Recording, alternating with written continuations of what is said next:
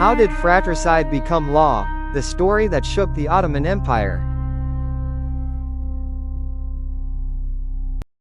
In January 1595, the Ottoman Empire stood as one of the most powerful empires in the world. Its territories stretched across 3 continents. In Europe, it controlled the Balkans, and its influence reached the very gates of Vienna. In Asia, it ruled Anatolia, the Levant, Iraq, and vast parts of the Arabian Peninsula. And in Africa, Egypt, Libya, Tunisia, and Algeria had become part of the empire, along with other regions that fell under Ottoman influence to varying degrees. Dozens of peoples lived under its rule, while the Sultan sat upon the throne of Constantinople, governing a state feared by its enemies and respected by its allies. But behind the walls of Topkapi Palace, there was a fear that no army could defeat, a fear that returned every time a sultan died. It came not from a foreign enemy, but from the sultan's own sons. At that time, there was no single heir to the throne. Every prince had the right to claim it, and with the death of a sultan, that rivalry could erupt into a civil war capable of tearing the empire apart. To prevent such a disaster, the Ottomans established what would become one of the most controversial laws in their history. A law that gave every new sultan the authority to eliminate his brothers if he believed it was necessary to preserve the stability of the state.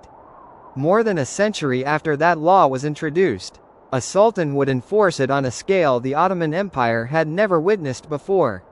His name was Sultan Mehmed III. So, how did the Ottoman Empire reach this moment?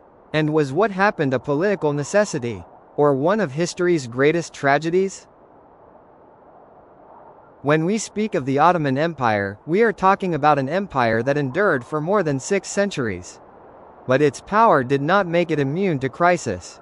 After Sultan Bayezid I was defeated by Timur at the Battle of Ankara in 1402, his sons fought one another for the throne in a conflict that lasted 11 years. During that period, the empire was divided, its authority weakened, and it came dangerously close to collapse. That devastating crisis left a lasting mark on the minds of the Ottoman sultans. When Sultan Mehmed II, better known as Mehmed the Conqueror, ascended the throne, he was determined to ensure that such a tragedy would never happen again.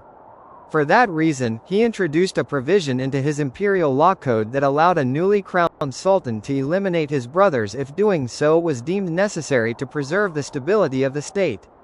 Today, such a law may seem shocking, but in the eyes of Ottoman statesmen at the time, its purpose was to prevent a civil war that could claim the lives of thousands.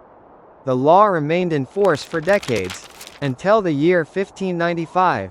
By then, Sultan Murad III ruled a vast empire and had fathered a large number of sons. No one could have imagined that this very number would make the transfer of power more dangerous and more complicated than ever before. By the end of 1594, Sultan Murad III's health had begun to deteriorate. After more than 20 years on the throne, it had become clear to the empire's senior statesmen that the end of his reign was drawing near. But for them, the Sultan's death was not the real concern. It was what might happen afterward. The heir to the throne, Prince Mehmed, was not in Constantinople. He was serving as governor in Manisa, where Ottoman princes traditionally administered provinces in preparation for ruling the empire. Meanwhile, several of Sultan Murad III's sons remained inside the imperial palace in the capital. If news of the Sultan's death spread before the heir returned, rival factions could seize the opportunity to support another prince. Or worse, a violent struggle could erupt between competing claimants to the throne, the very nightmare the Ottomans had spent more than a century trying to prevent. So when Sultan Murad III died on January 15, 1595, the empire's leading officials made an immediate decision. His death had to remain a secret. Life inside the palace continued as though nothing had happened. The guards remained at their posts. The palace gates stayed open as usual. And a royal messenger raced toward Manisa, carrying a brief message. A message that would change the fate of an empire. Prince Mehmed returned to Constantinople as quickly as possible. The moment he entered Topkapi Palace, he was informed of his father's death. Soon afterward, he was proclaimed the new Sultan of the Ottoman Empire. From that moment on, He would be known as Sultan Mehmed III.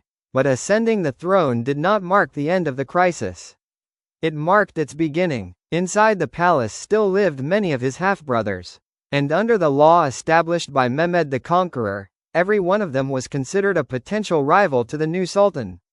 Even those who were still children. Within only a few hours of taking the throne, Mehmed III found himself facing the most difficult decision of his life. A decision that would determine far more than his own future. It would ensure that his name would be remembered in the pages of history for centuries to come.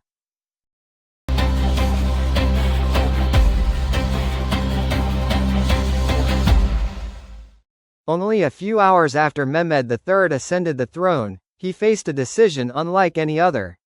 He did not have to declare war. He did not have to appoint new ministers. Instead, he had to decide the fate of his own brothers. The law established by Sultan Mehmed the Conqueror more than a century earlier was still in force. It granted every new sultan the authority to eliminate his brothers if he believed doing so would preserve the stability of the state and prevent the outbreak of civil war. Now, Mehmed III became the first sultan to confront that law while facing such a large number of rival princes. The historical sources do not tell us how long it took him to make his decision. Nor do they reveal whether lengthy discussions took place within the palace. But they all agree on the outcome. The order was given. The executions were carried out inside Topkapi Palace, far from the eyes of the public. As was customary in the Ottoman court, members of the imperial family were not executed with swords. Instead, they were put to death using a silk bowstring or silk cord, following the protocol of the time. This method was believed to preserve the sanctity of Ottoman royal blood, despite its undeniable brutality. Most historical sources agree that 19 princes, all sons of Sultan Murad III, were executed. Some were young men, others were still children. At this point, it is important to distinguish between history and legend. Despite the fame of this event, we possess no detailed account of what actually happened inside the chambers where the executions took place. No contemporary source records the prince's final words. We do not know the order in which the executions were carried out.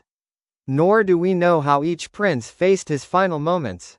Many of the scenes portrayed in television dramas and films are dramatic interpretations rather than documented historical facts. What we can say with confidence is this: the operation was completed within a relatively short period of time. And by its end, Sultan Mehmed III stood as the sole ruler of the Ottoman Empire, with no surviving prince left to challenge his claim to the throne. Afterward, the princes were buried beside their father, Sultan Murad III, in Constantinople.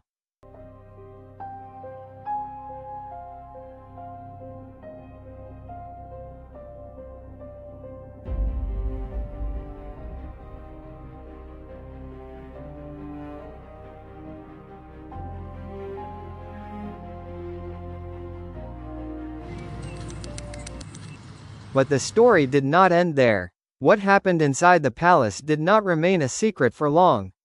News of the executions quickly reached the European ambassadors residing in the capital. From there, the reports spread throughout Europe, provoking widespread shock and condemnation. The massacre soon became one of the most frequently cited examples used by European writers when describing the Ottoman Empire. Yet one question remains: did this decision accomplish its purpose? Did it truly save the empire from another civil war? Or was the price paid far greater than any stability it ultimately achieved? What Mehmed III did may seem almost unimaginable by today's standards. But to understand his decision, we must see it through the eyes of his own era, not through the values of the 21st century. To the leading statesmen of the Ottoman Empire, a single civil war could claim tens of thousands of lives and tear the empire apart, just as it had after Bayezid I was defeated at the Battle of Ankara. From their perspective, eliminating potential rivals at the very beginning was considered less costly than allowing a civil war that might last for years.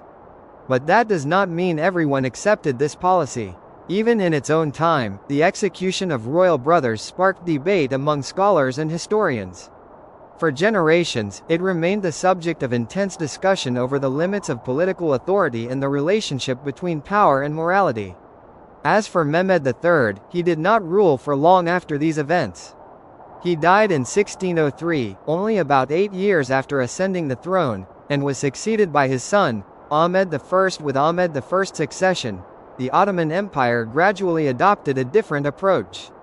Instead of executing rival princes, it became increasingly common to keep them confined within the palace in isolated quarters that later became known as the cafes, or the cage. The princes lived there for many years under constant supervision, isolated from politics, until one of them might eventually be called upon to inherit the throne. Although this system was far from perfect, it marked the beginning of the empire's gradual departure from the policy of fratricide that had defined the reigns of several Ottoman sultans. And so, the actions of Mehmed III became a turning point in the history of the Ottoman dynasty. Not only because of the extraordinary number of princes who lost their lives, but because the event ultimately pushed the empire to search for a different way to manage the succession of power. Today, more than 4 centuries later, historians still disagree about that night. Some regard it as a harsh political decision imposed by the realities of its time. Others see it as one of the greatest tragedies in the history of empires. Yet one fact remains beyond dispute. The night of January 1595 changed far more than the fate of 19 princes. It changed the way the Ottoman Empire itself approached the question of royal succession. Perhaps that is why Mehmed III is remembered today, not for his military victories, not for his political achievements, but for the decision he made during the very first days of his reign. A decision that continues to spark debate more than 400 years later.